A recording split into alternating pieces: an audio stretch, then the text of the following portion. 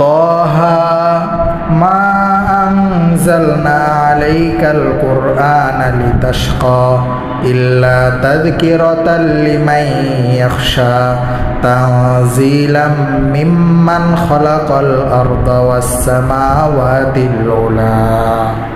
আল্লাহ পাক সূরা তাহার মধ্যে ইরশাদ করেন, তাহা মা আনজালনা আলাইকাল কুরআনা লিতাশকা, হে নবীজি সাল্লাল্লাহু আলাইহি ওয়াসাল্লাম, এই কোরআন তো আপনাকে কষ্ট দেওয়ার জন্য নাজিল করি নাই।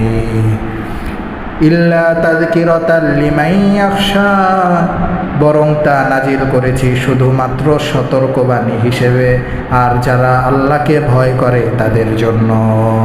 তানজিলাম মিম্মান খালাকাল আরদা ওয়াস সামাওয়াতিল উলা, আর এই কোরআন তো ওই আল্লাহ পাক নাজিল করেছেন যিনি জমিন বানিয়েছেন, যিনি ওই বিশাল সুবিশাল আসমানকে বানিয়েছেন।